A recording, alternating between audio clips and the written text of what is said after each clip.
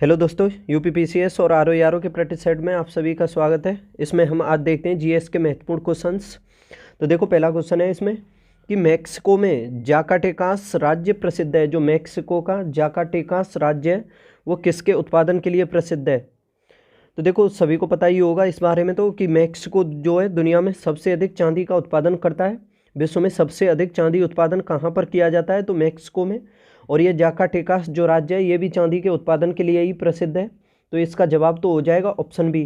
ठीक है। और देखो, भारत की बात की जाए तो भारत जो है चांदी उत्पादक राज्यों में विश्व में 11-12वें नंबर पर है और मैक्सिको सबसे अधिक उत्पादन करता है। देखो, इसमें समझे कि जाकाटेकास में मैक्सिको देश के सोने के उत्पादन का 21% और चांदी का 53% हिस्सा है।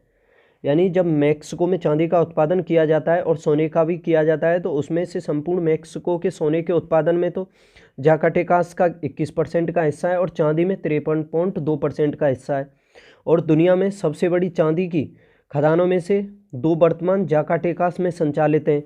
जाकाटेकास की चांदी दुनिया की सबसे बड़े उत्पादक के रूप में मैक्सिको का हिस्सा है और जिसका दुनिया के उत्पादन में 17% हिस्सा है, याद रखना।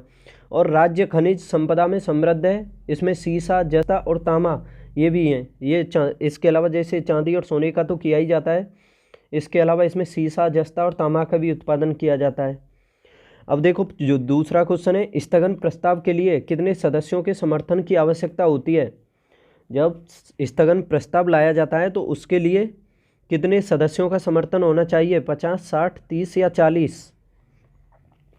तो देखो, इस बारे में जान लो। इसमें 50 सदस्यों की आवश्यकता होती है, यानी 50 सदस्यों का समर्थन होना चाहिए जब स्थगन प्रस्ताव लाना हो। तो देखो, इसमें अति आवश्यक सार्वजनिक महत्व के एक निश्चित मामले पर सदन का ध्यान आकर्षित करने के लिए संसद में स्थगन प्रस्ताव पेश किया जाता है और इसमें कम से कम 50 सदस्यों के समर्थन की आवश्यकता होती है। क्वेश्चन नंबर 3 देखो, किस देश से हमने अपने संविधान में समवर्ती सूची की अवधारणा उधार ली है?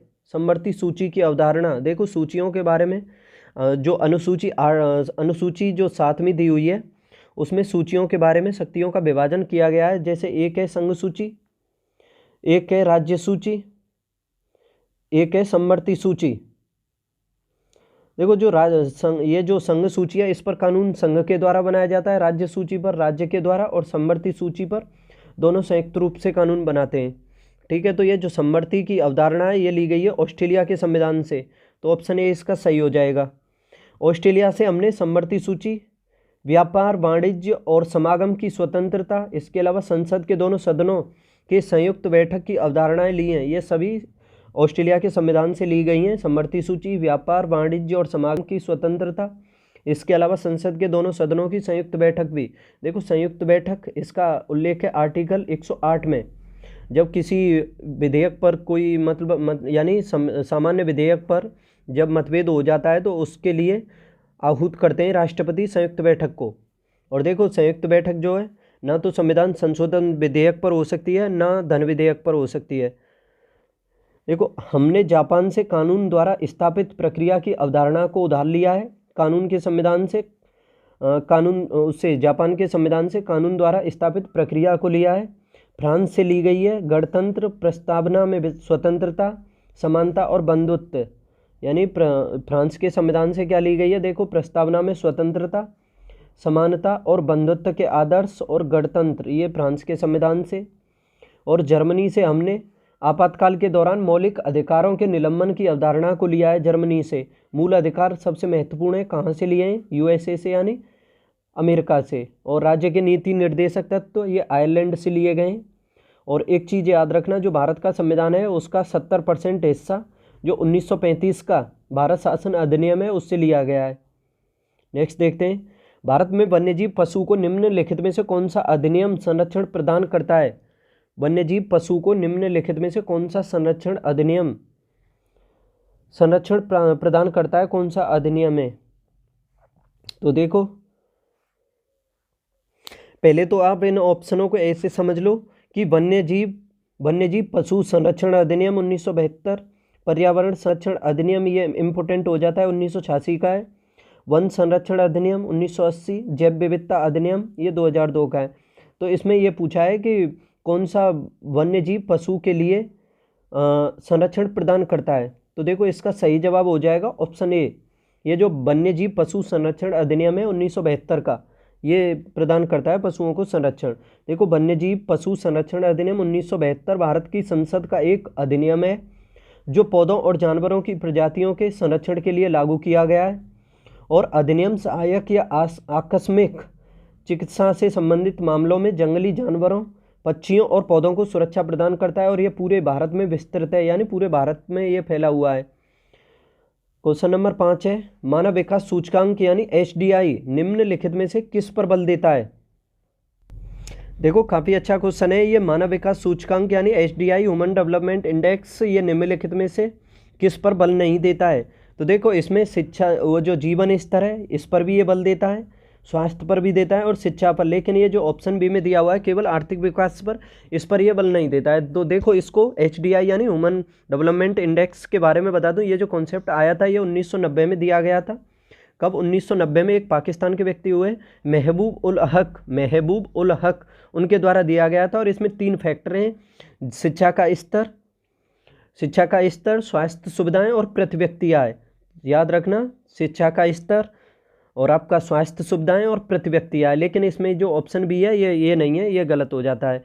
ठीक है, तो काफ़ी ये महत्वपूर्ण है अपने आप में। और एक चीज़ और याद रखना कि जैसे ये तो महबूब उल हक तो मैंने बता ही दिया, इसके अलावा अमर्त्य सेन और एक सिंगर हेंस और हुए, इन तीनों के द्वारा ही सबसे पहले आर्थिक विकास को मापने का प्रयास किया गया था। इन तीनों के द्वारा, महबूब उल हक, अमर्त्य सेन और सिंगर हेंस के द्वारा।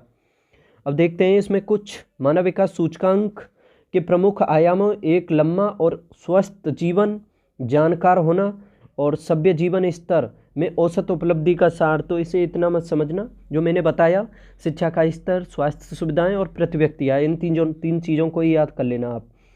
ठीक है, नेक्स्ट देखते हैं अब, इनमें से कौन विद्युत के सर्वश्रेष्ठ संचालकों में से एक है? विद्युत का सबसे शुद्ध संचालक यानी तेज संचालक कौन सा है, सर्वश्रेष्ठ? तो देखो विद्युत का जो संचालन होता है सबसे तीव्र गति से वो होता है चांदी में, और चांदी इसमें है नहीं। तो चांदी के बाद देखना है तांबा, सोना, इस्पात या रबर। तो देखो इसमें ऑप्शन के हिसाब से सही जवाब हो जाएगा ऑप्शन ए, तांबा। तो इसमें समझते हैं किसी भी पदार्थ की विद्युत संवाहक क्षमता इस बात पर निर्भर करती है कि वह पदार्थ किस आसानी से इलेक्ट्रॉन को स्थानांतरित करने के लिए तत्पर है। तांबा में यह क्षमता है कि वह बड़े मात्रा में यह कर सकता है। अतः तांबा सर्वश्रेष्ठ संचालकों में से एक है। और सबसे अधिक सर्वश्रेष्ठ देखा जाए तो सबसे सर्वश्रेष्ठ विद्युत का संचालन चांदी करता है। निम्नलिखित में से किसने पौधों में वृद्धि को मापने के लिए किसोग्राफी का आविष्कार किया था? पौधों में वृद्धि को मापने के लिए किसोग्राफी का आविष्कार। तो देखो इसका आविष्कार किया गया था जगदीश चंद्र बसु के द्वारा, जगदीश चंद्र बोस के द्वारा। जगदीश चंद्र बोस एक प्रख्यात भारतीय वैज्ञानिक थे। उन्होंने जीव विज्ञान और भौतिकी दोनों विज्ञान के क्षेत्र में शोध किया। उन्होंने रेडियो और माइक्रोवेव संकेतों के साथ वनस्पति विज्ञान के क्षेत्र में महत्वपूर्ण योगदान दिया। उन्होंने दक्षिणावर्त गियर्स की श्रृंखला का उपयोग कर पौधों में वृद्धि को मापने के लिए क्रिस्कोग्राफ का आविष्कार किया था जगदीश चंद्र बोस ने। निम्नलिखित में से किसने महिलाओं की भूमिका को उभारने के लिए महिला सामाजिक सम्मेलन यानी लेडीज सोशल कॉन्फ्रेंस का गठन किया? निम्नलिखित में से महिलाओं की भूमिका को उभारने के लिए महिला सामाजिक सम्मेलन का गठन किसने किया? सरला देवरानी चौधरानी, एनी बेसेंट, मेहराबाई टाटा, रमाबाई रानाडे। तो देखो इसका सही जवाब हो जाएगा ऑप्शन डी, रमाबाई रानाडे। इन्होंने 1904 में बॉम्बे में भारत महिला परिषद यानी महिला सामाजिक सम्मेलन की स्थापना की। पूछा जा सकता है कि बॉम्बे में भारत महिला परिषद की स्थापना या फिर इसे महिला सामाजिक सम्मेलन भी कह सकते हो, इसकी स्थापना किसने की? तो रमाबाई रानाडे ने। और इनका मूल संगठन राष्ट्रीय सामाजिक सम्मेलन था। रमाबाई रानाडे ने बम्बई में आर्य महिला समाज की एक शाखा की भी स्थापना की थी। ठीक है, तो काफ़ी महत्वपूर्ण थी ये। कलिंग युद्ध का वर्णन अशोक के किस शिलालेख में मिलता है? कौन से शिलालेख में अशोक के में कलिंग युद्ध का वर्णन मिलता है? देखो काफ़ी अच्छा क्वेश्चन है ये। इसके बारे में जानो कि कलिंग युद्ध का वर्णन अशोक के किस शिलालेख में किया गया है। तो बताने से पहले मैं आपको बता दूं अशोक के बारे में कुछ। देखो अशोक जो है ये मौर्य वंश का महत्वपूर्ण शासक हुआ है और सभी को पता होगा मौर्य वंश की स्थापना चंद्रगुप्त मौर्य के द्वारा की गई थी 323 बीसी में, और ये 185 बीसी तक ये मौर्य काल जो है ये रहा था। ठीक है, और फिर चंद्रगुप्त मौर्य के बाद शासक हुआ था बिंदुसार, और बिंदुसार का ही बेटा था अशोक। और याद रखना अपने 99 भाइयों को, यानी बिंदुसार के कुल 101 बेटे थे, उसमें से अपने 99 भाइयों को मार करके ये शासक बना था। एक इसका भाई था जिसका नाम था तिस्स, उसको छोड़ दिया था इसने, यानी तिस्स को नहीं मारा था, बाकी 99 भाइयों की इसने हत्या कर दी थी। और जब ये शासक बना था, ठीक है, तो इसने अपने अपने शासनकाल में काफ़ी अभिलेखों को लिखवाया था, और जो इसने अभिलेख लिखवाए थे उनको इसने 3 भागों में बांटा था। यानी इसके जो अभिलेख थे उनको 3 भागों में बांटा गया आगे चल के। जैसे देखा जाए तो एक तो थे उसमें शिलालेख, एक स्तंभलेख और एक गुफालेख। तो उसमें से ये शिलालेख काफ़ी महत्वपूर्ण हो जाते हैं। शिलालेखों को फिर 2 भागों में बांट दिया, बृहत और लघु शिलालेख में। और ये पूछे जाते हैं शिलालेख, तो इन सभी को अच्छे से रट लेना चाहिए आपके। जो इसके द्वारा कुल 14 शिलालेख लिखाए गए बड़े, यानी बृहद, उन सभी के बारे में। तो देखो ये कलिंग युद्ध जो है ये भी काफ़ी फेमस हो जाता है, और ये कलिंग युद्ध इसके द्वारा लड़ा गया था 261 बीसी में। कब? 261 में, याद रखना 261 बीसी में लड़ा गया था। ऐसा कहा जाता है कि जो कलिंग था, कलिंग यानी उड़ीसा, उस टाइम ये हाथियों के लिए प्रसिद्ध था। चाणक्य ने अपने अर्थशास्त्र में बताया है इसके बारे में। कलिंग अपने हाथियों के लिए जो था, हाथियों के लिए प्रसिद्ध था। और इसने अशोक ने कलिंग से हाथियों की मांग कर दी थी कि मुझे कुछ हाथी चाहिए तो हाथी दे दो। लेकिन उस टाइम कलिंग का शासक था नंदराज। ये भी पूछा जा सकता है कि कलिंग युद्ध के टाइम कलिंग का शासक कौन था। तो याद रखना अधिक से ज़्यादा लोग ज़्यादा को इसके बारे में पता नहीं होगा कि कलिंग का राजा उस टाइम कौन था। तो यह था नंदराज, उसने मना कर दिया था हाथी देने से। तो इस वजह से कलिंग का युद्ध हुआ था 261 बीसी में, और काफ़ी रक्तपात यानी काफ़ी जन धन की हानि हुई थी। काफ़ी भीषण युद्ध था, उसी से इसका हृदय परिवर्तित हो गया था और शांति के मार्ग पर चल गया था फिर यह अशोक जो, और बौद्ध धर्म अपना लिया था इसने। और देखो एक चीज़ और पूछी जाती है, हाथी गुफा अभिलेख जो है वो किसने लिखवाया था? वो खारवेल ने लिखवाया था। किसने? खारवेल ने। और उसी से जानकारी मिलती है कि कलिंग का जो शासक था वो नंदराज था। किस अभिलेख से?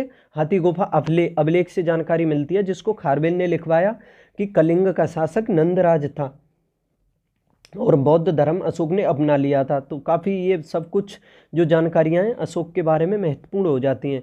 ठीक है, तो एक सेकंड पानी पी लेता हूँ।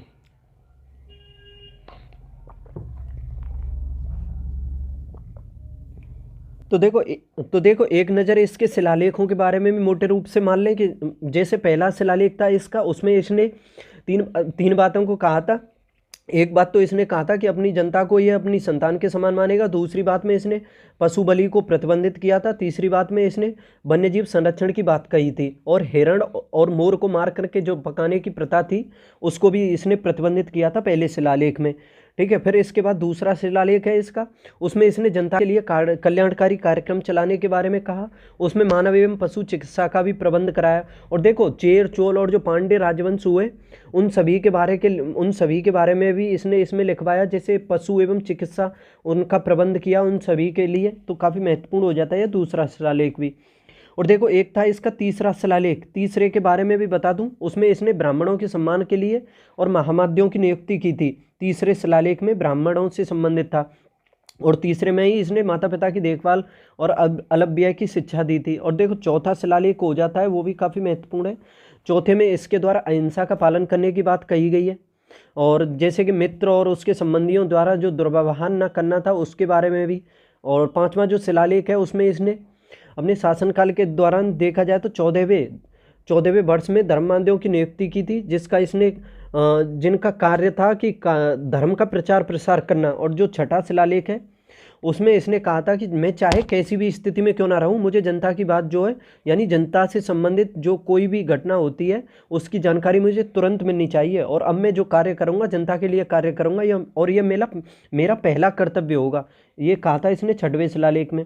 और 7वां शिलालेख इतना महत्वपूर्ण है और सबसे लंबा शिलालेख भी है अशोक का, 7वां जो है, इसमें मस्तिष्क और आत्मा पर नियंत्रण के बारे में कहा है इसने। और देखो 8वां शिलालेख है, इसमें इसने कहा है कि सम्राट अब जो है बिहार यानी निवास स्थान को छोड़ करके त्याग करेंगे यानी घूमेंगे फिरेंगे, धम्म यात्रा करेंगे। ठीक है, तो समझ सकते हो। और 9वां शिलालेख कहता है इसका कि जन्म, विवाह, मृत्यु एवं यात्रा के बाद जो आयोजन किए जाते हैं उसकी निंदा की गई है 9वें शिलालेख में। और देखो क्वेश्चन में क्या पूछा है, कलिंग युद्ध के बारे में पूछा है। ठीक है, तो अब अभी बताता हूँ। और 10वां शिलालेख और जान लो इसका, जो 10वां शिलालेख है उसमें ख्याति और गौरव की निंदा की गई है। और 11वें शिलालेख में इसके द्वारा जो विजयों का वर्णन किया गया है, इसने जो विजय प्राप्त की थी, युद्ध जो लड़े थे उनके बारे में। और देखो 12वां शिलालेख है, इसमें इसने कहा है धर्मों एवं संप्रदायों को सम्मान देने के बारे में। और 13वां शिलालेख ये कलिंग युद्ध से संबंधित है। तो 13वें शिलालेख के बारे में याद रखना, इसका सही जवाब हो जाएगा ऑप्शन बी। 13वें शिलालेख में इसने कलिंग युद्ध के बारे में वर्णन किया है। और 14वां शिलालेख जो है धार्मिक जीवन को जीने की बात करता है, यानी प्रेरणा देता है धार्मिक जीवन के बारे में। तो काफ़ी अच्छा क्वेश्चन हुआ, सब कुछ बताया मैंने इसके बारे में। क्वेश्चन नंबर 10 है, निम्नलिखित में से कौन सा एक सही सुमेलित नहीं है? आपदा एसोसिएशन, एक साइड में आपदा है, एक साइड में एसोसिएशन, देखना है कौन सा है जो सुमेलित नहीं है। क्या भोपाल जो घटना हुई थी, भोपाल गैस त्रासदी, क्या उसमें मिथाइल आइसोसाइनेट का रिसाव हुआ था? चेरनोबिल जो परमाणु संयंत्र घटना हुई थी, क्या वो परमाणु दुर्घटना थी? तो ये भी ठीक है। लव कैनाल, ये सल्फर डाइऑक्साइड को कहा जाता है क्या? और ये लव कैनाल में क्या सल्फर डाइऑक्साइड का रिसाव हुआ? और सेवियोडायक्सिन, तो देखना है इसमें कौन सा सुमेलित है। नहीं, ये देखना है कौन सा गलत है इसमें सुमेलन जो है। ये देखो, पहला भोपाल गैस त्रासदी में मिसाइल आइसोसाइनेट का रिसाव हुआ, सही है पहला।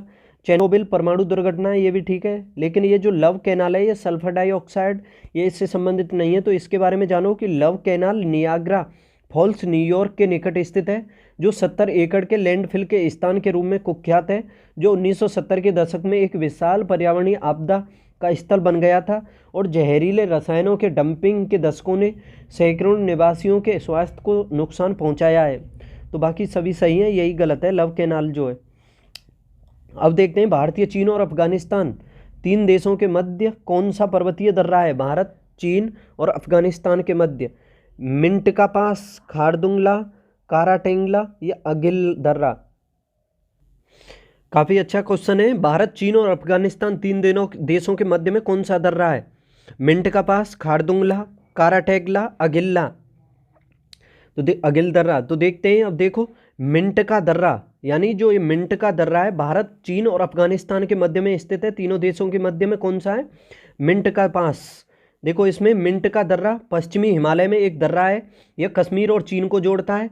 यह भारत, चीन और अफगानिस्तान सीमा पर स्थित है। मिंटका दर्रा। किलिक दर्रा उत्तरी भारत में तारिम बेसिन से सबसे छोटा है और तेज रास्ता था, और आमतौर पर पूरे साल खुला रहता है, लेकिन यह बेहद खतरनाक था और केवल पैदल यात्रियों के लिए ही यह अनुकूल था। तो काफ़ी अच्छा क्वेश्चन हो गया। तीनों देशों के मध्य में कौन सा दर्रा है? मिंटका पास। देखो बात हो गई है इसमें दर्रों की, तो कुछ दर्रों के बारे में और बता दूं। देखो सबसे महत्वपूर्ण हो जाता है एक काराकोरम दर्रा, पढ़ा होगा आपने। काराकोरम दर्रा सबसे अधिक ऊंचाई पर है, ट्रांस हिमालय में पड़ता है, और ये भारत और चीन के मध्य लद्दाख क्षेत्र में है। इसके अलावा देखो एक और दर्रा पूछा जाता है, लानकला दर्रा। देखो एंड में अगर ला लग जाए ना तो 90% केसों में वो लद्दाख से संबंधित होगा और भारत चीन के मध्य ही स्थित है। और बुर्जिला दर्रा भी पूछा जाता है, ये श्रीनगर गिलगित क्षेत्र में पड़ता है। और क्या बताऊं, सिपकिला दर्रा भी सबसे महत्वपूर्ण है। सिपकिला जो दर्रा है ये पड़ता है हिमाचल प्रदेश में, ये शिमला को तिब्बत से जोड़ता है। सिपकिला दर्रा याद रखना। नीति माना और लिपुलेख दर्रा ये पड़ते हैं उत्तराखंड में, और ये भारत चीन के मध्य स्थित है। लिपुलेख, माना और मुलिंगना। इसके अलावा नीति दर्रा भी है। और देखो जलेपला भी पूछा जाता है, ये सिक्किम में है। और बनिहाल दर्रा भी पूछा जाता है, जम्मू कश्मीर में पड़ता है। और आपका तुजू दर्रा, और याद रखना एक है तुजू दर्रा, ये तुजू दर्रा पड़ता है मणिपुर में, और मणिपुर और म्यांमार के मध्य स्थित है। ठीक है। और दीफू दर्रा भी पूछा जाता है। दीफू दर्रा जो है अरुणाचल प्रदेश में पड़ता है और म्यांमार से लगा हुआ है दीफू दर्रा। तो ऐसे ही दर्रों के बारे में भी पढ़ लेना चाहिए आपको। नेक्स्ट देखते हैं आप, अंतर्राष्ट्रीय सांकेतिक भाषा दिवस कब मनाया जाता है? अंतर्राष्ट्रीय सांकेतिक भाषा दिवस, अच्छा क्वेश्चन है। देखो ये मनाया जाता है अंतर्राष्ट्रीय सांकेतिक भाषा दिवस 23 सितंबर को संयुक्त राष्ट्र महासभा यानी UNGA ने सांकेतिक भाषा के महत्व के बारे में जागरूकता बढ़ाने के लिए 23 सितंबर को अंतर्राष्ट्रीय सांकेतिक भाषा दिवस मनाने की घोषणा की। World Federation of the Deaf द्वारा घोषित 2021 का विषय we sign for human rights है। ठीक है, काफ़ी अच्छा क्वेश्चन है। और देखो इस दिन का प्रस्ताव world Federation of the deck से आया, जो बंदरों के 135 राष्ट्रीय संघों का एक संघ है। और पहली बार ये 1958 में मनाया गया था, याद रखना। बंदरों का अंतर्राष्ट्रीय सप्ताह पहली बार कब मनाया गया? 1958 में। World Federation of the Deaf के अनुसार दुनिया भर के 70 मिलियन से अधिक बधिर लोग हैं। और देखो इसमें क्या ये पॉइंटर है, उनमें से 80% से अधिक विकासशील देशों में रहते हैं और सामूहिक रूप से 300 से अधिक विभिन्न सांकेतिक भाषाओं। चलो छोड़ो। क्वेश्चन नंबर 13 है, किस अनुच्छेद के अंतर्गत वोट ऑन अकाउंट के प्रावधान का उल्लेख है? अच्छा क्वेश्चन है, स्टार लगा लो। किस अनुच्छेद में वोट ऑन अकाउंट का उल्लेख है? वोट ऑन अकाउंट का तो देखो आर्टिकल है 116, इसमें दिया हुआ है वोट ऑन अकाउंट यानी लेखानुदान। इसको क्या कह सकते हो? वोट ऑन अकाउंट को लेखानुदान। और इसका ये जो है वोट ऑन अकाउंट यानी लेखानुदान अग्रिम अनुदान होता है, जो सरकार को अनुदान की मांग के लिए मतदान और विनियोग विधेयक और वित्त विधेयक के पारित होने तक खर्च वहन करने में सक्षम बनाता है। यह एक अस्थायी उपाय है, इससे संसद की मंजूरी की आवश्यकता नहीं होती है और भारतीय संविधान के अनुच्छेद 116 में इसका उल्लेख है। निम्नलिखित में से कौन सा कथन सही है? अच्छा है ये भी क्वेश्चन, देखो अच्छे लेवल का है। सकल घरेलू उत्पाद यानी जीडीपी अवस्फीति चालू उत्पादन समूह यानी टोकरी का उपयोग करते हुए मुद्रास्फीति की गणना करता है, जबकि उपभोक्ता मूल्य सूचकांक यानी सीपीआई एक निश्चित उत्पादन समूह यानी टोकरी का उपयोग करता है। देखो इसमें कि सकल घरेलू उत्पाद जीडीपी अपस्फीति चालू उत्पादन समूह का उपयोग करते हुए मुद्रास्फीति की गणना करता है, ये तो सही है। लेकिन इसमें ये देखो उपभोक्ता मूल्य सूचकांक यानी सीपीआई एक निश्चित उत्पादन समूह का उपयोग नहीं करता है, यानी उत्पादन समूह का नहीं करता है, ये खपत समूह का उपयोग करता है। तो इस वजह से ये पहला तो गलत हो जाएगा इसका। ठीक है, दूसरा देखो सकल घरेलू उत्पाद अपस्फीति में बदलाव की दर वास्तविक सकल घरेलू उत्पाद में वृद्धि को इंगित करती है, क्योंकि अर्थव्यवस्था में वर्तमान उत्पादन पर आधारित है, तो ये भी गलत है इसका। तीसरा है इसमें सकल घरेलू उत्पाद यानी जीडीपी में नाममात्र का परिवर्तन उपभोक्ता मूल्य सूचकांक में परिवर्तन के समान है, क्योंकि दोनों का रहना लागत में परिवर्तन का कारण है, ऐसा कोई भी प्रावधान नहीं है, ये भी गलत है इसका। और चौथा है इसमें सकल घरेलू उत्पाद यानी जीडीपी अपस्फीति चालू उत्पादन समूह यानी टोकरी का उपयोग करते हुए मुद्रास्फीति की गणना करता है, सही है। जबकि उपभोक्ता मूल्य सूचकांक यानी सीपीआई एक निश्चित खपत समूह यानी टोकरी का उपयोग करता है। तो देखो इसका सही जवाब कौन सा हो जाएगा? Option D. ऑप्शन डी इसका सही जवाब हो जाएगा। देखो इसमें और समझने की कोशिश करो, ये तो बता ही दिया मैंने कि सकल घरेलू उत्पाद यानी जीडीपी अपस्फीति सामान्य मूल्य मुद्रास्फीति की एक माप है और इसकी गणना वास्तविक जीडीपी द्वारा नाममात्र जीडीपी को विभाजित करके और फिर 100 से गुणा करके की जाती है। सकल घरेलू उत्पाद जीडीपी अपस्फीति बराबर नाममात्र सकल घरेलू उत्पाद गुणा 100। वास्तविक सकल घरेलू उत्पाद जीडीपी अपस्फीति चालू उत्पादन समूह यानी टोकरी का उपयोग करते हुए मुद्रास्फीति की गणना करता है, जबकि उपभोक्ता मूल्य सूचकांक एक निश्चित खपत समूह टोकरी का उपयोग करता है। क्वेश्चन नंबर 15 देखते हैं। चलती गाड़ी पर बैठा हुआ एक व्यक्ति गाड़ी पर ब्रेक लगाने पर आगे की ओर झुक जाता है, यह परिघटना एक अनुप्रयोग है। चलती गाड़ी पर बैठा हुआ एक व्यक्ति अगर गाड़ी में ब्रेक लगा दें तो आगे की ओर झुक जाता है, यह घटना किस नियम को इंगित करती है, यानी किस नियम से संबंधित है? तो देखो काफ़ी अच्छा क्वेश्चन है ये, और न्यूटन के पहले नियम से संबंधित है ये, और इसी को कहते हैं हम जड़त्व का नियम। देखो इसमें न्यूटन के द्वितीय नियम के अनुसार कोई भी वस्तु, देखो इसमें ये गलत टाइप हो गया है, तो ये दूसरे नियम की जगह पर इसमें पहला कर लेना। ठीक है, पहला न्यूटन के पहले नियम के अनुसार कोई भी वस्तु अपना प्रारंभिक अवस्था बनाए रखना चाहती है और इस घटना को जड़त्व का नियम भी कहा जाता है। ठीक है, और उपर्युक्त परिघटना जड़त्व का एक उदाहरण है। देखो कोई वस्तु हो, अगर उस वस्तु पर जब तक कोई बाहरी बल न लगाया जाएगा तब तक उसकी वस्तु की स्थिति में कोई परिवर्तन नहीं हो सकता है। यानी उस वस्तु में कोई परिवर्तन करना है तो उसमें पहले बाह्य बल लगाना होगा, और यही कहता है न्यूटन का पहला नियम, और इसको जड़त्व का नियम भी कहा जाता है। क्वेश्चन नंबर 16 देखते हैं, इनमें से कौन सामान्यतः ऊर्जा उत्पादन में उपयोग नहीं किया जाता है? ऊर्जा उत्पादन में सामान्यतः किसका उपयोग नहीं किया जाता है? भौतिक परिवर्तन, रासायनिक परिवर्तन, संलयन परिवर्तन अभिक्रिया और विखंडन अभिक्रिया। किसका उपयोग ऊर्जा उत्पादन में नहीं किया जाता है?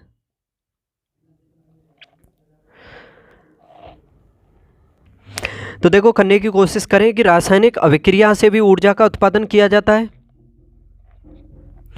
संलयन अभिक्रिया से और विखंडन अभिक्रिया से। देखो संलयन अभिक्रिया हाइड्रोजन बम में होती है, और विखंडन यानी नाभिकीय विखंडन जो होता है ये परमाणु बम में होता है। सूर्य में भी होता है ये संलयन जो अभिक्रिया होती है। लेकिन ये जो भौतिक परिवर्तन होता है इसके द्वारा ऊर्जा का कोई भी उत्पादन नहीं किया जाता है। तो ये सही जवाब हो जाएगा इसका ऑप्शन ए।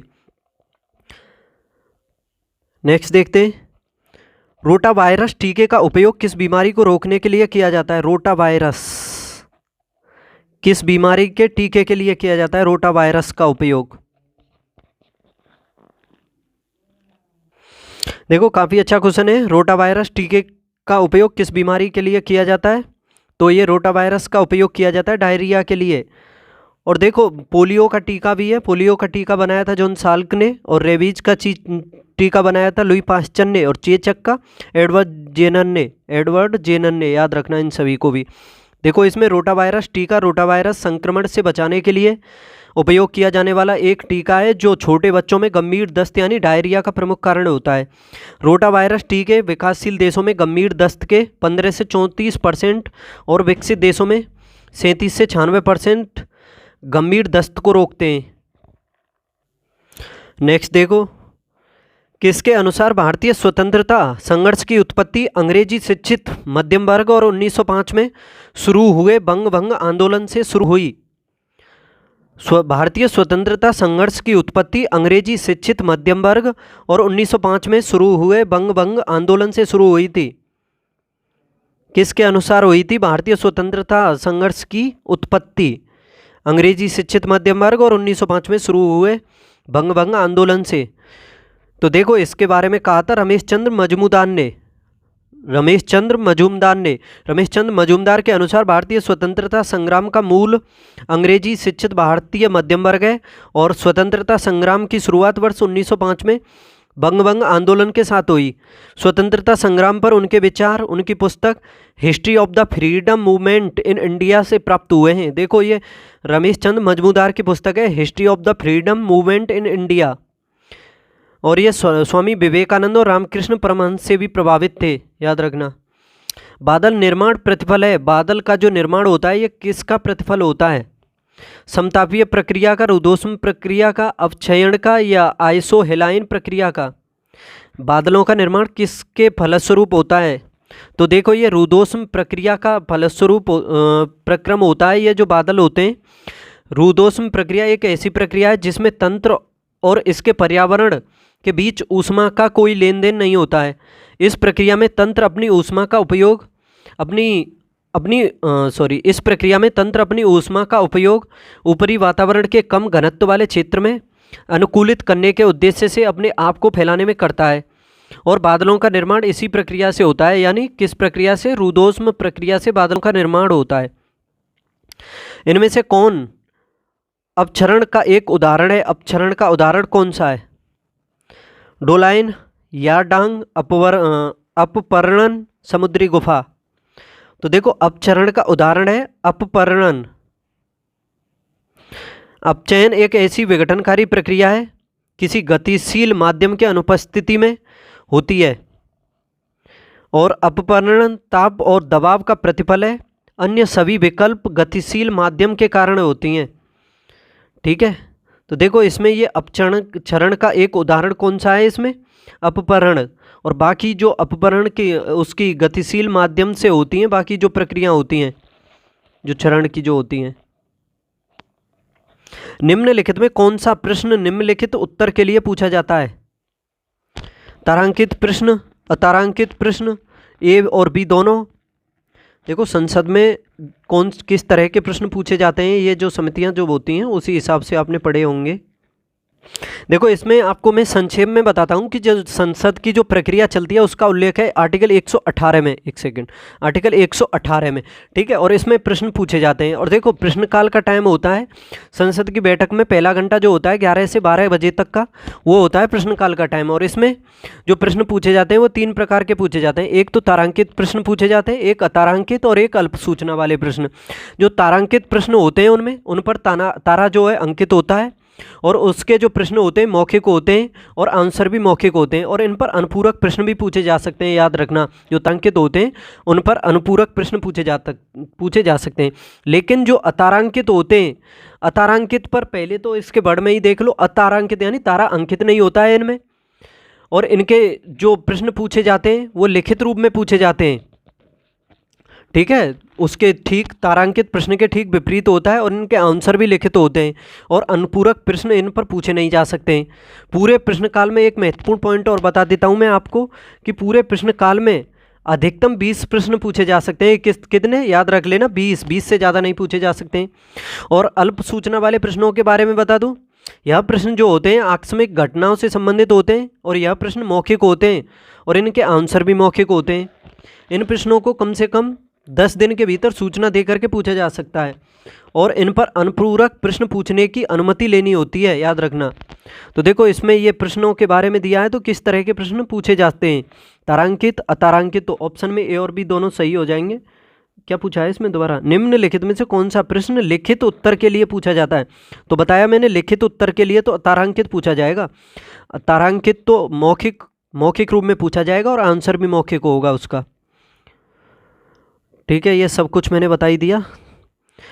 खाली जगह एक ऐसा सवाल है जो प्रश्नकाल में पूछा जाता है जब सदस्य को सदन में मौखिक उत्तर की आवश्यकता होती है, और इसके परिणाम स्वरूप जिस पर पूरक प्रश्न पूछे जा सकते हैं। देखो वही क्वेश्चन है जो मैंने अभी बताया, ऐसा सवाल है जो प्रश्नकाल में पूछा जाता है, और जब सदस्य को सदन में मौखिक उत्तर की आवश्यकता होती है, और इसके परिणाम स्वरूप जिस पर पूरक प्रश्न पूछे जा सकते हैं। तो ये तो तारांकित प्रश्न हो गया ना, ऑप्शन ए सही हो जाएगा इसका जवाब। तारांकित प्रश्न, तारांकित होता है प्रश्न, इसमें मौखिक होते हैं, आंसर भी मौखिक होते हैं, और इस पर अल्प सूचना वाले प्रश्न, वो अनुपूरक प्रश्न पूछे जा सकते हैं इसमें। क्वेश्चन नंबर 23 देखो, निम्नलिखित में से राष्ट्रपति आपातकाल के समय किस मूल अधिकार को निलंबित नहीं कर सकता है? आपातकाल के समय 21, 19, 22 और 25। तो देखो आपातकाल के समय जो आर्टिकल 21 है, इसको राष्ट्रपति निलंबित नहीं कर सकता है। आपातकाल के दौरान राष्ट्रपति अनुच्छेद 20 तथा 21 के सिवाय अन्य सभी मूल अधिकारों को निलंबित कर सकता है। ये 359 में प्रावधान है। और देखो 358 में दिया हुआ है कि 19, 20 और 21 को छोड़ करके सभी को निरस्त कर सकता है, निलंबित कर सकता है। और 359 में दिया हुआ है 20 और 21 को छोड़ करके। भारतीय संविधान द्वारा प्रदत्त मूल अधिकारों की प्रकृति सकारात्मक और नकारात्मक दोनों है।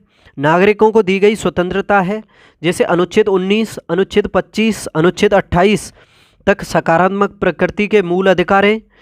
और नकारात्मक की बात करी जाए तो नकारात्मक मूल अधिकार राज्य की शक्ति पर निर्बंधन के रूप में है, जैसे अनुच्छेद 14, 15 और 16।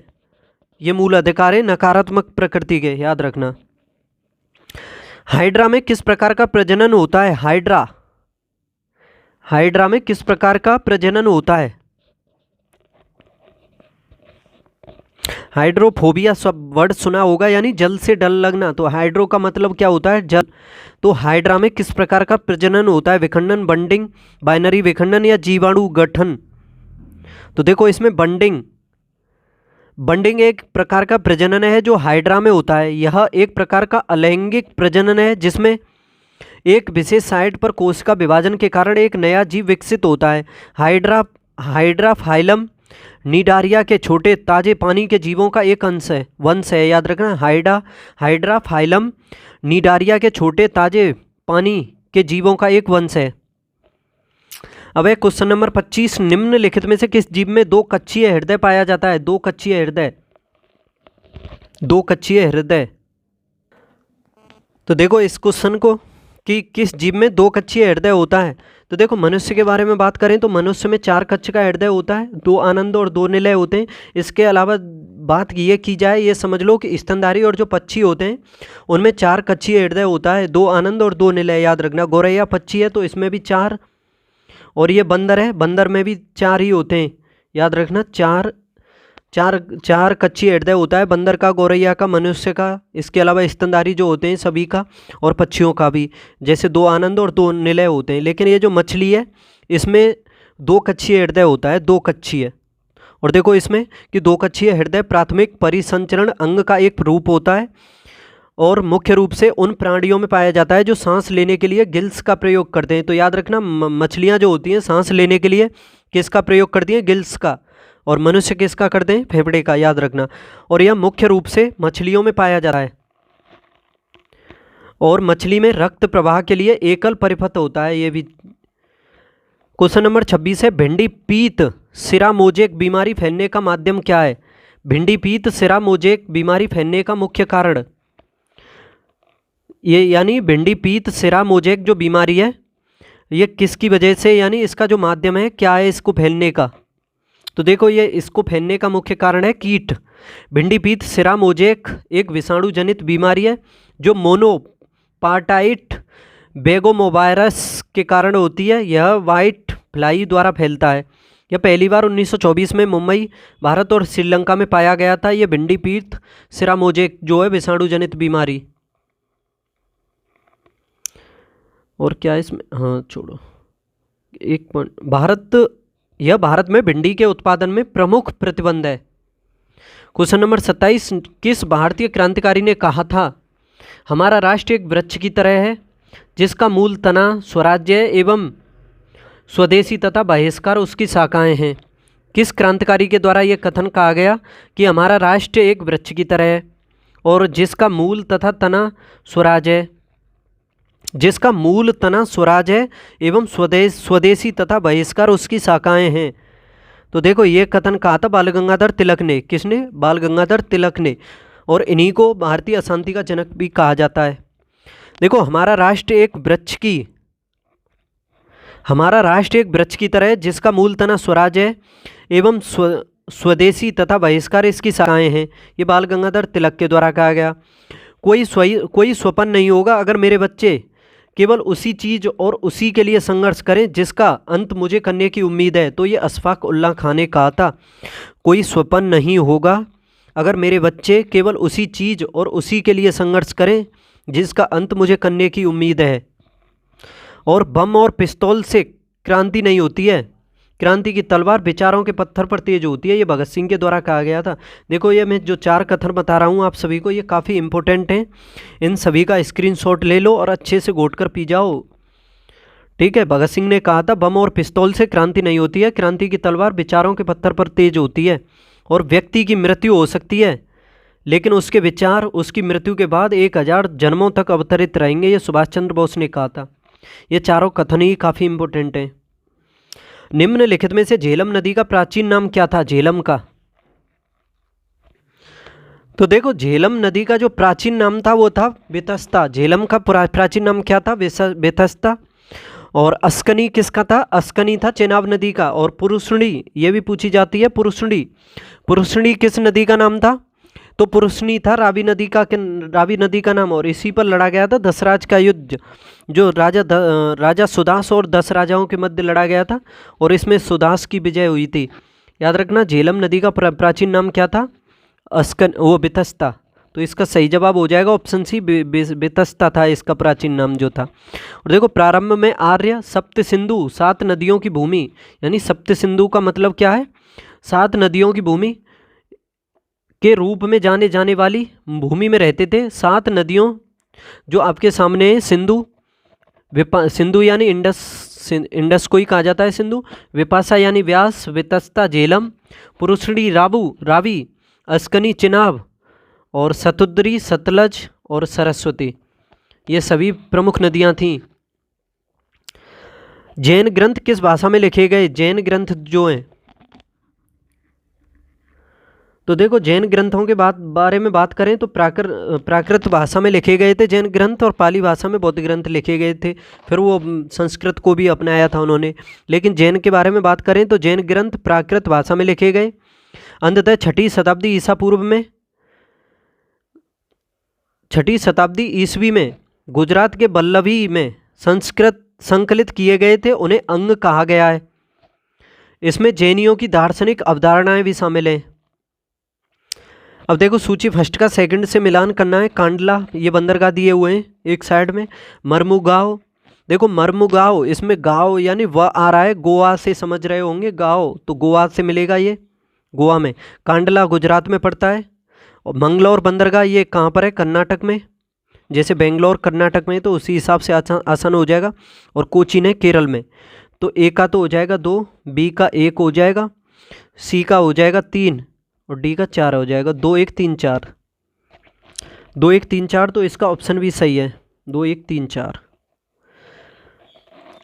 अब इसमें देखना है कि शपथ और अभिपुष्टि के रूपों का भारत के संविधान की अनुसूची में उल्लेख किया गया है। तो देखो अनुसूचियों के बारे में बात की जाए तो पहली अनुसूची केंद्र शासित और राज्यों से संबंधित है। दूसरी अनुसूची पदाधिकारियों के बारे में वेतन भत्ते और पेंशन से संबंधित है। तीसरी जो अनुसूची है ये शपथ से संबंधित है। शपथ और अभिपुष्टि के रूपों का भारत के संविधान में उल्लेख है तीसरी अनुसूची में। चौथी अनुसूची में राज्यसभा में सीटों का आवंटन है जनसंख्या के आधार पर। और पांचवी अनुसूची के बारे में बात करूं आप सभी से तो पांचवी अनुसूची है एससी और एसटी के नियंत्रण और प्रशासन के विषय में। छठी अनुसूची में प्रावधान है जो 4 राज्य हैं उत्तर पूर्वी, असम, मेघालय, त्रिपुरा, मिजोरम, उनके विशेष प्रशासनिक क्षेत्र के प्रशासन के लिए विशेष प्रावधान है इसमें। 7वीं अनुसूची में शक्तियों का विभाजन है, जैसे संघ सूची, राज्य सूची और समवर्ती में। 8वीं अनुसूची भाषाओं से संबंधित है। 9वीं अनुसूची भूमि सुधार से। 10वीं अनुसूची दल बदल से। और 11वीं पंचायतों से। और 12वीं है नगर पालिकाओं से। फलों और सब्जियों में स्थित कैरोटीन कौन सा रंग प्रदान करता है? फलों और सब्जियों में कैरोटीन की वजह से कौन सा रंग होता है? तो देखो ये रंग होता है नारंगी। कैरोटीन की वजह से फलों में कौन सा कलर होता है और सब्जियों में? नारंगी। बीटा कैरोटीन पौधों और फलों, विशेष रूप से गाजर और रंगीन सब्जियों में पाया जाने वाला लाल नारंगी वर्णक है। बीटा कैरोटीन नामक ग्रीक अक्षर यानी बीटा और लैटिन कैरोटा गाजर से लिया है, यानी कैरोटा गाजर को कहोगे। और ये अक्षर बीटा और कैरोटा ये कौन सी भाषा से लिए गए हैं? ग्रीक से। ग्रीक से तो लिया गया है बीटा और लैटिन भाषा से कैरोटा, ठीक है। और यह पीला यानी नारंगी वर्णक हैं जो सब्जियों और फलों को उनके प्राकृतिक रंग देते हैं। क्वेश्चन नंबर 33, सरकारी एजेंसी राष्ट्रीय आपदा प्रबंधन प्राधिकरण किस मंत्रालय के अधीन है? राष्ट्रीय आपदा प्रबंधन प्राधिकरण किस मंत्रालय के अधीन है? तो देखो इसके बारे में बात करूं, राष्ट्रीय आपदा प्रबंधन प्राधिकरण जो है ये गृह मंत्रालय के अधीन है। किसके? गृह मंत्रालय के। इसमें यही कर लो, देख लो, गृह मंत्रालय के अधीन है ये जो सरकारी एजेंसी है राष्ट्रीय आपदा प्रबंधन प्राधिकरण। तो देखो इसके बारे में समझे कि राष्ट्रीय आपदा प्रबंधन प्राधिकरण यानी NDMA गृह मंत्रालय के अधीन है। NDMA राष्ट्रीय आपदा प्रबंधन प्राधिकरण का प्राथमिक उद्देश्य प्राकृतिक या मानव निर्मित आपदा के लिए प्रक्रिया का समन्वय करना और आपदा समाधान तथा संकट संबंधी प्रतिक्रिया में क्षमता निर्माण करना है। NDMA की स्थापना 23 दिसंबर 2005 में भारत सरकार द्वारा लागू आपदा प्रबंधन अधिनियम के माध्यम से की गई थी। पूछा जा सकता है कि NDMA की स्थापना यानी राष्ट्रीय आपदा प्रबंधन प्राधिकरण की स्थापना कब की गई? तो 23 दिसंबर 2005 में की गई भारत सरकार द्वारा लागू आपदा प्रबंधन अधिनियम के माध्यम से। और देखो प्रधानमंत्री NDMA के पदेन अध्यक्ष होते हैं, ये भी पॉइंट है, स्टार लगा लो। एक विकास के रूप में स्वच्छ विकास तंत्र निम्न प्रोटोकॉल यानी शिखर सम्मेलन में से किसके तहत आया था? स्वच्छ विकास तंत्र निम्न प्रोटोकॉल शिखर सम्मेलन में किसके तहत आया था? स्वच्छ विकास तंत्र किस प्रोटोकॉल में आया था? तो देखो ये आया था क्योटो प्रोटोकॉल। क्योटो प्रोटोकॉल यानी COP3 में क्योटो प्रोटोकॉल के अनुलंघक व बी वाले देश जो उत्सर्जक कमी या उत्सर्जन सीमा को लागू करने के प्रतिबद्ध हैं को स्वच्छ ऊर्जा तंत्र यानी CEM द्वारा ये अनुमति दी जाती है कि वे विकासशील देशों में उत्सर्जन में कमी करने संबंधी परियोजना का क्रियान्वयन कर सकें। ठीक है, तो समझ लो, इसका स्क्रीनशॉट ले लो। यदि कोई पिंड एक सीधी रेखा में यात्रा करता है और समान समय अंतराल में समान दूरी तय करता है तो किस नाम से जाना जाता है? यदि कोई पिंड एक सीधी रेखा में यात्रा करता है, ठीक है, और समान समय अंतराल में समान दूरी तय करता है तो किस नाम से जाना जाता है वो? असमान गति, एक समान गति, चक्रीय गति या सीधी गति? तो देखो इसका सही जवाब क्या होगा? एक समान गति। जब कोई पिंड एक सीधी रेखा में यात्रा करता है और समान समय अंतराल में समान दूरी तय करता है तो उसे एक समान गति कहा जाता है। सरल शब्दों में कहें तो कोई पिंड एक द्रव्यमान त्वरण में कहा जा सकता है। कोई पिंड एक समान त्वरण में कहा जा सकता है कि यदि उसके वेग परिवर्तन की दर स्थिर रहती है। एक समान त्वरण के विपरीत पिंड को असमान गति में कहा जाता है जब समान समय अंतराल में पिंड के वेग में परिवर्तन असमान मात्रा में होता है और इसके वेग परिवर्तन की दर इसकी गति के दौरान समय के विभिन्न बिंदुओं पर बदलती रहती है। नेक्स्ट देखो, बेरी बेरी खाली जगह की कमी से होता है, तो ये काफ़ी कॉमन है। विटामिन B1 की कमी से होता है बेरी बेरी रोग जो है। किसकी कमी से? B1 की कमी से। देखो बेरी बेरी B1 की कमी के कारण होता है। और रोग दो प्रकार के होते हैं, वेट बेरी बेरी और ड्राई बेरी बेरी। आज तक सभी ने बेरी बेरी तो पढ़ा होगा, लेकिन इसका प्रकार भी जान लो। आज दो प्रकार का होता है ये, एक होता है वेट बेरी बेरी और एक होता है dry berry berry. Wet berry berry हृदय प्रणाली को प्रभावित करता है और ड्राई बेरी बेरी तंत्र को प्रभावित करता है। ये भी महत्वपूर्ण है। निम्नलिखित में से कौन त्रिपिटक यानी 3 टोकरियों से संबंधित है? त्रिपिटक, सुत्त पिटक, नय पिटक और अभिधम्म पिटक, तो ये तीनों ही हैं। इन्हीं को कहा जाता है संयुक्त रूप से त्रिपिटक। देखो सबसे पहले बौद्ध ग्रंथ पाली में लिखे गए थे, उन्हें त्रिपिटक यानी 3 टोकरियां कहा जाता था। सुत्त पिटक, विनय पिटक, अभिधम्म पिटक सबसे महत्वपूर्ण है। गैर धार्मिक बौद्ध साहित्य में जातक हैं। इनमें बुद्ध के पूर्व जन्म की कहानियाँ भी हैं। जो जातक कथाएं हैं वो पूर्व के महात्मा बुद्ध के पूर्व जन्म की कहानियाँ हैं, याद रखना। और ये सुत्त पिटक, विनय पिटक और अभिधम्म पिटक, ये 3 पिटक हैं। इन्हीं को कहा जाता है त्रिपिटक। निम्नलिखित में से कौन मत्स्य महाजनपद की राजधानी थी? मत्स्य महाजनपद की राजधानी,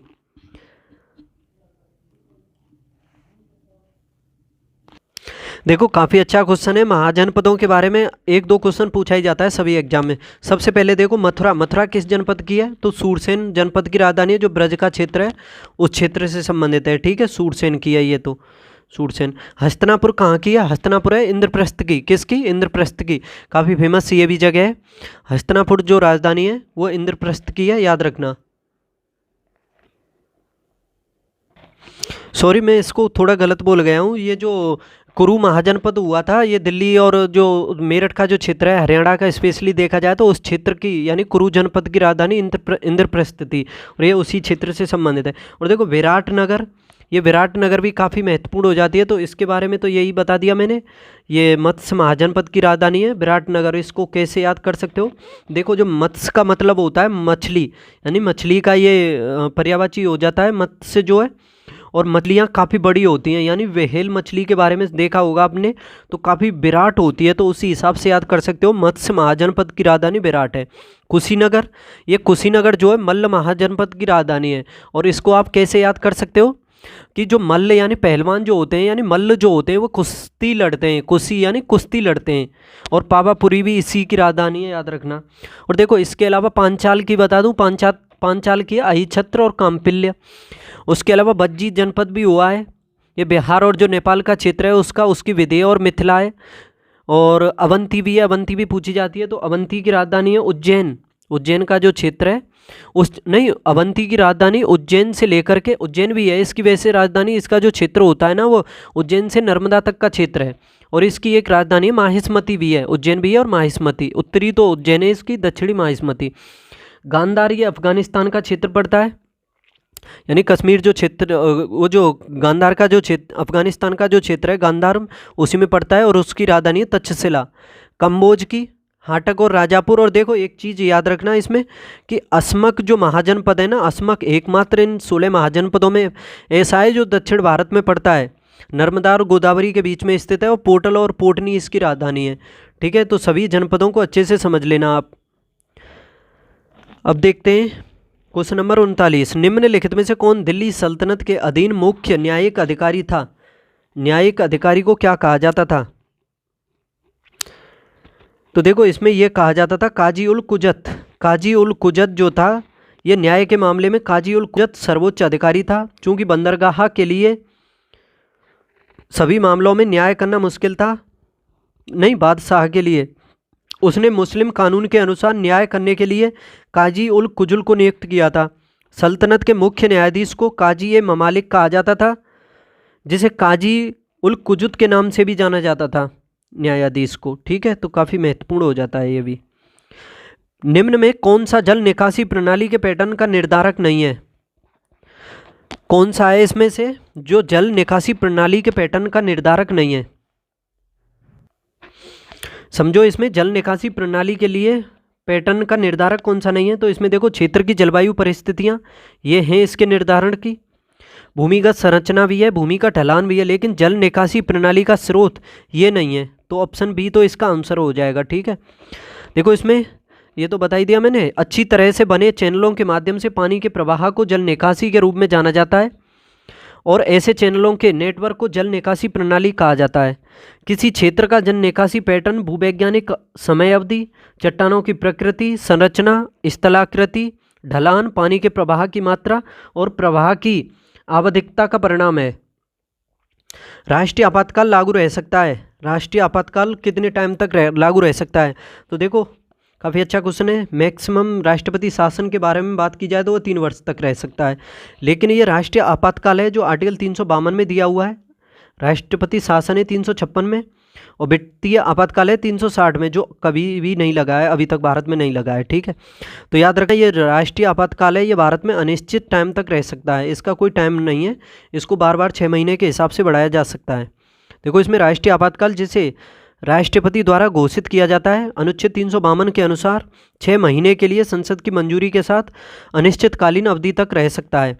आवधिक संसदीय अनुमोदन के इस प्रावधान को 44वें संविधान संशोधन 1978 के द्वारा जोड़ा गया था और इसी के द्वारा जो संपत्ति का अधिकार है उसको मूल अधिकार से निकाल करके आर्टिकल 300A में विधिक अधिकार बना दिया गया 44वें संविधान संशोधन से। पंजाब नेशनल बैंक का राष्ट्रीयकरण कब किया गया था? पंजाब नेशनल बैंक का, तो देखो 14 बैंकों का राष्ट्रीयकरण किया गया था इंदिरा गांधी के टाइम में 1969 में, फिर आगे 1980 में किया गया 6 बैंकों का। ठीक है, तो इसी में यही पूछा है कि पंजाब नेशनल बैंक का राष्ट्रीयकरण कब किया गया, तो याद रखना ऑप्शन ए सही हो जाएगा। 1969 में पंजाब नेशनल बैंक का राष्ट्रीयकरण किया गया और यह भारत सरकार के वित्त मंत्रालय के स्वामित्व में है। बैंक की स्थापना, पंजाब नेशनल बैंक की स्थापना 1894 में हुई थी और यह भारत का दूसरा सबसे बड़ा सरकारी स्वामित्व वाला बैंक है जो अपने व्यापार की मात्रा और इसके नेटवर्क दोनों के मामले में है।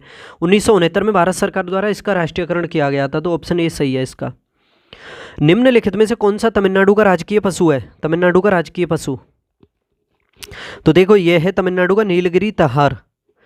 यह तमिलनाडु का राजकीय पशु है। देखो नीलगिरी तहर नीलगिरी पहाड़ियों का स्थानिक है और पश्चिमी घाट, केरल और दक्षिणी भारत में तमिलनाडु में पाया जाता है। नीलगिरी तहर की सबसे बड़ी आबादी एराविकुलम राष्ट्रीय उद्यान है, उसी क्षेत्र में पाई जाती है। संरक्षण स्थिति इसकी अनुसूची फर्स्ट वन्यजीव संरक्षण अधिनियम 1972 के अनुसार है। IUCN स्थिति की बात की जाए इसकी, IUCN के अनुसार इसको संकटग्रस्त सूची में रखा गया है और इसको देखो नुकसान अवैध शिकार और आवास की क्षति के कारण काफ़ी होता है। यानी अवैध शिकार और आवास की जो क्षति है ये इसके लिए नीलगिरी ताहर के लिए काफ़ी नुकसानदायक है। देखो अंतर्राष्ट्रीय सतत विकास संस्थान यानी IISD द्वारा निम्नलिखित में से किस परियोजना का पहल नहीं किया गया है? अंतर्राष्ट्रीय सतत विकास संस्थान IISD द्वारा निम्नलिखित में से किस परियोजना की पहल नहीं की गई है? तो देखो ये हरित जलवायु कोष की पहल नहीं की गई है, याद रखना। IISD की परियोजनाएं। अंतर्राष्ट्रीय सतत विकास संस्थान 1990 में स्थापित एक स्वतंत्र थिंक टैंक है। IISD 1990 में स्थापित हुआ।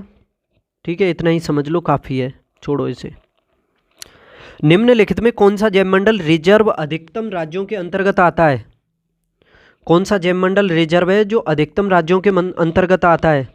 तो देखो इसका सही जवाब होगा ऑप्शन ए, नीलगिरी जो राष्ट्रीय रिजर्व है, जैवमंडल रिजर्व है, वो अधिकतम राज्यों के अंतर्गत आता है। पहाड़ियों की श्रेणी में एक अंतर्राष्ट्रीय बायोस्फीयर रिजर्व है ये, और नीलगिरी उप क्लस्टर पश्चिमी घाट का एक हिस्सा है, जिसे 2012 में यूनेस्को द्वारा विश्व धरोहर स्थल घोषित किया गया।